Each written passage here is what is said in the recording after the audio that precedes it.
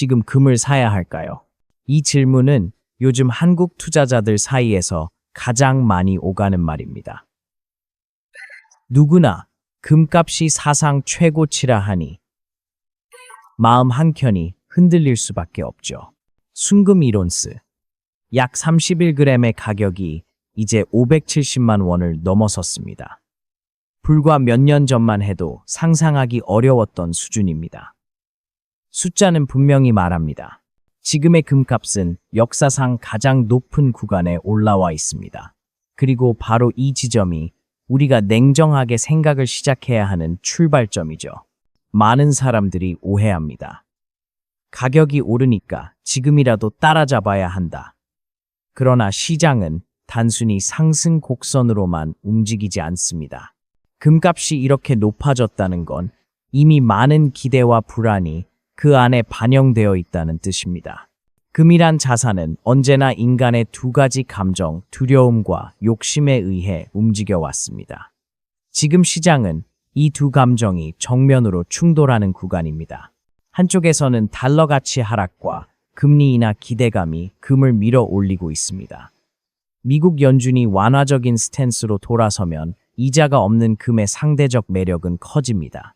또 한쪽에서는 지정학적 불안, 즉 세계 곳곳의 갈등이 커지면서 믿을 수 있는 자산은 결국 금뿐이다 라는 심리가 강해지고 있죠.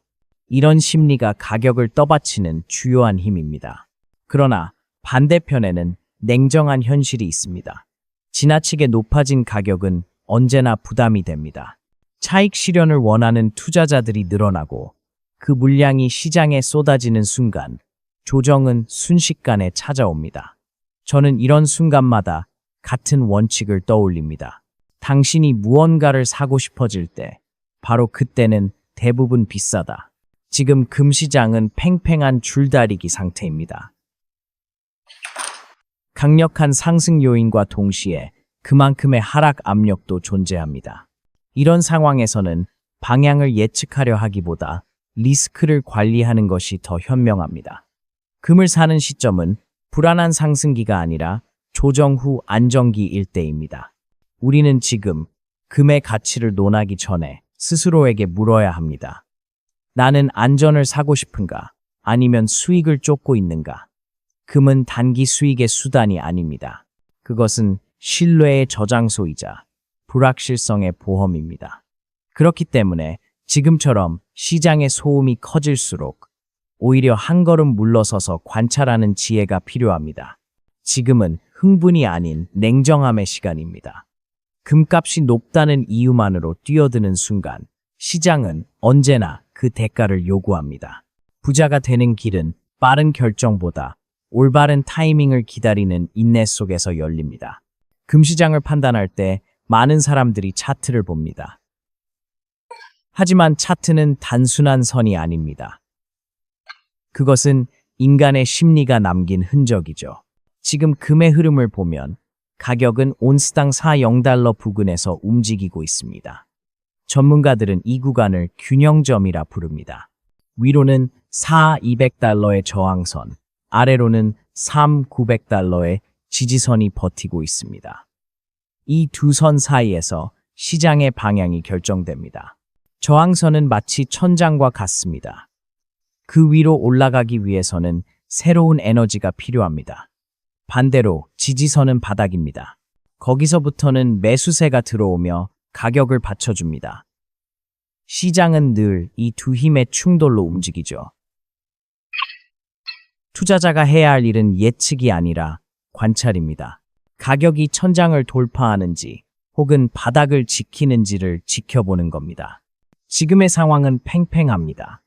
달러 약세와 금리 인하 기대감이 금을 밀어 올리고 있지만 동시에 너무 비싸다는 심리가 차익 실현 매물을 불러옵니다. 이럴 때일수록 냉정해야 합니다. 시장의 노이즈에 흔들리지 말고 구조적인 흐름을 봐야 합니다. 금은 단기적 투기 대상이 아니라 인플레이션과 불확실성을 방어하는 자산입니다. 저는 늘 이렇게 말합니다. 시장은 단기적으로 투표기계이지만 장기적으로는 저울이다. 지금의 금값은 감정의 투표가 만들어낸 결과일 수 있습니다. 그러나 결국에는 수요와 공급, 달러의 가치, 그리고 글로벌 불안정성이 진짜 저울 위에 남게 됩니다. 한국 원화 기준으로도 금값은 570만 원을 넘어섰습니다. 기술적으로 보면 지지선은 555만 원에서 565만 원 구간입니다. 이 아래로 내려가면 시장의 신뢰가 흔들리겠죠. 반대로 저항선인 580만 원을 강하게 돌파하면 새로운 상승 사이클이 열립니다. 문제는 어느 쪽으로 균형이 무너질지입니다. 이럴 때 필요한 것은 예언이 아니라 원칙입니다.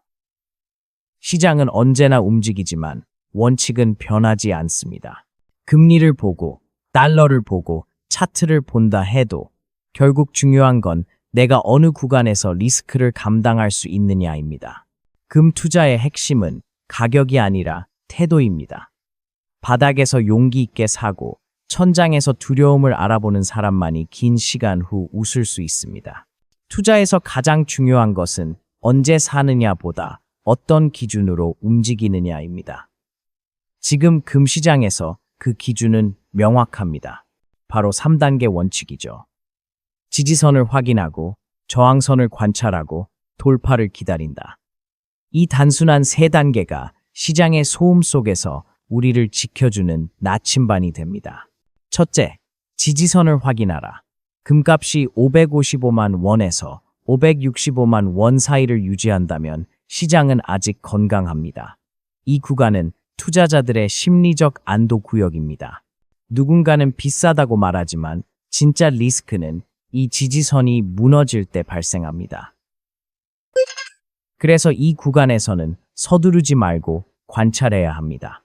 가격이 안정적으로 버틴다면 서서히 포지션을 쌓는 것도 나쁘지 않습니다. 둘째, 저항선을 의식하라. 580만 원 부근은 단기적으로 시장의 한계선입니다. 만약 이 선을 강하게 돌파한다면 이는 단순한 상승이 아니라 새로운 신뢰의 형성을 의미합니다. 하지만 반대로 이 선을 돌파하지 못한다면 시장은 다시 555만 원대로 되돌아갈 가능성이 높습니다. 저항선 근처에서의 과도한 매수는 언제나 위험합니다. 셋째, 리스크를 감내할 준비를 하라. 누구나 수익만을 원하지만 투자의 본질은 리스크 관리입니다. 545만 원 이하로 내려가면 손절을 고려해야 합니다. 이것은 손실을 인정하는 것이 아니라 자본을 지키는 선택입니다. 저는 늘 말합니다. 첫 번째 원칙은 잃지 않는 것이다. 두 번째 원칙은 첫 번째를 잊지 않는 것이다. 이 3단계 원칙은 단순하지만 강력합니다. 대부분의 투자자들이 실패하는 이유는 시장이 아니라 감정에 흔들리기 때문입니다. 금이 조금만 떨어져도 불안해서 팔고 조금만 올라가도 욕심이 생겨 더 삽니다. 그러나 현명한 투자자는 기다립니다. 지지와 돌파를 확인할 때까지 침착하게 대응합니다. 지금의 금값은 기회이자 시험입니다. 단기 차익을 노리는 사람에게는 불안의 시기지만 원칙을 가진 사람에게는 학습의 시간입니다. 시장은 늘 보상과 경고를 동시에 줍니다. 그리고 그 둘을 구분하는 건 오직 태도뿐입니다. 금 투자에서 가장 흔한 실수는 속도를 기회로 착각하는 것입니다. 시장이 빠르게 움직인다고 해서 반드시 그 흐름에 올라타야 하는 것은 아닙니다. 오히려 진짜 기회는 대부분 시장이 조용할 때 찾아옵니다. 저는 언제나 말합니다. 좋은 투자는 흥분이 아니라 평온 속에서 나온다. 지금 금값은 역사적 고점 근처입니다. 이런 시기에는 두 부류의 투자자가 생깁니다. 하나는 놓칠까봐 두려운 사람, 또 하나는 기다릴 줄 아는 사람. 전자는 뉴스의 제목을 보고 결정하고, 후자는 시장의 패턴을 보고 결정합니다. 둘의 차이는 단순히 성격이 아니라 결과입니다. 시장은 우리에게 언제나 신호를 줍니다. 단기 변동성 속에서도 지지선이 무너지지 않는다거나 거래량이 서서히 줄어든다는 조용한 신호 말입니다. 이런 미세한 움직임이 곧 방향의 힌트입니다. 금값이 조정받는 구간에서도 그 신호를 읽을 줄 아는 사람은 결국 더 낮은 리스크로 진입하게 됩니다. 또 하나 중요한 점은 금이 단기 차익용 자산이 아니라는 사실입니다. 금은 기업처럼 이익을 내지 않지만 그 대신 신뢰를 저장합니다. 정치적 불안, 통화 가치 하락, 전쟁 같은 위기 때마다 사람들은 종이돈보다 금을 선택해 왔습니다. 바로 그 인간의 본능이 금의 진짜 가치입니다. 따라서 금은 포트폴리오의 중심이 아니라 균형추입니다. 전체 자산 중 10% 정도를 금으로 보유하는 것은 인플레이션과 통화 불안정에 대비한 방어 전략입니다. 하지만 전 재산을 금에 넣는 것은 투자라기보다 공포에 가까운 행동입니다. 마지막으로 이 시점에서 꼭 기억해야 할 문장이 있습니다. 절대 급하게 움직이지 말 것. 지금은 그 어느 때보다 조심해야 할 순간입니다. 시장의 파동이 거세질수록 현명한 투자자는 속도를 늦춥니다. 기다림은 결코 비겁함이 아닙니다. 그것은 생존의 기술이자 장기 승자의 태도입니다. 지금 금값의 높이는 투자자에게 질문을 던지고 있습니다. 당신은 단기적 가격을 보나요? 아니면 장기적 가치를 보나요? 이 질문에 대한 답이 결국 당신의 수익률을 결정하게 될 겁니다. 투자를 어렵게 만드는 것은 시장이 아닙니다. 바로 우리의 감정입니다.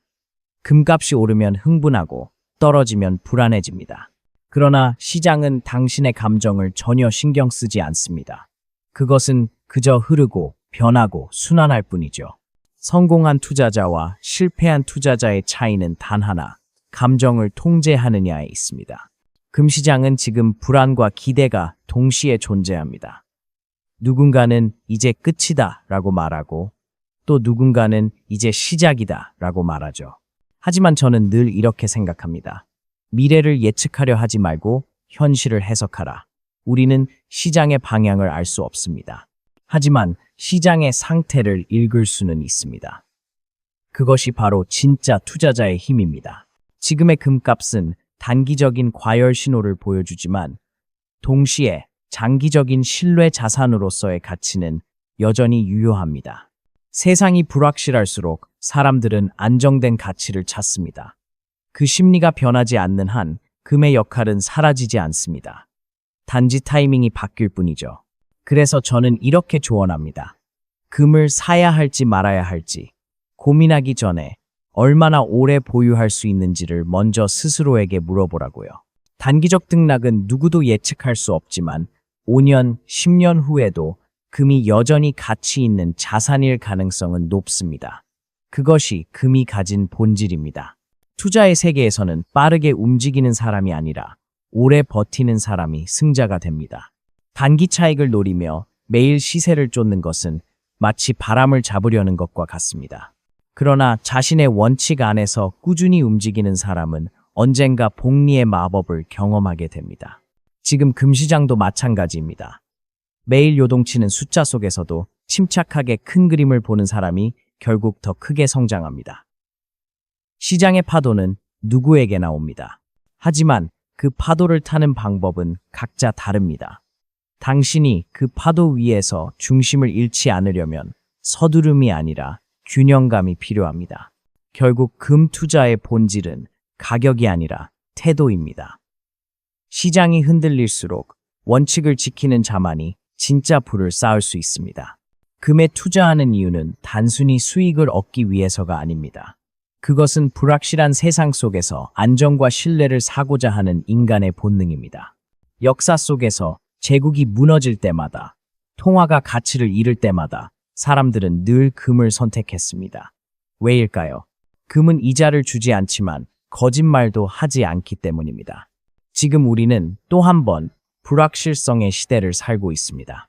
미국의 금리 정책, 세계적인 전쟁 리스크, 인플레이션 압력, 달러 약세, 이 모든 변수가 동시에 움직이고 있습니다. 이런 시기일수록 돈의 속성을 이해하는 사람이 결국 승리합니다. 돈은 두려움을 싫어하지만 금은 두려움을 먹고 자라는 자산이니까요. 그렇다고 해서 지금 당장 모든 자산을 금으로 옮겨야 한다는 뜻은 아닙니다. 오히려 이럴 때일수록 포트폴리오의 균형이 중요합니다. 금은 하나의 수단이지 해답이 아닙니다. 금은 방어의 자산이지 공격의 무기가 아닙니다. 당신의 투자에서 금은 대체 불가능한 보험이 되어야지 모든 것을 걸어야 하는 답이 되어서는 안 됩니다. 저는 늘 강조합니다. 시장은 당신의 조급함을 시험하고 당신의 인내를 보상한다. 금값이 급등하든 조정되든 중요한 것은 방향보다 태도입니다. 급하게 움직이는 사람은 시장의 변동에 휘둘리고 느긋하게 기다리는 사람은 결국 복리의 보상을 받습니다. 지금의 금값은 단순한 숫자가 아니라 세상 전체의 불안을 반영한 결과입니다. 금이 오를 때는 인간의 불안이 오르고 금이 조정될 때는 인간의 자신감이 회복됩니다. 그렇다면 질문은 단순합니다. 당신은 지금 무엇을 믿고 있나요? 미래의 금값을 맞히는 일보다 중요한 것은 자신의 원칙을 지키는 일입니다. 시장은 늘 변하지만 원칙은 변하지 않습니다. 그리고 그 원칙이 바로 투자자의 가장 강력한 자산입니다.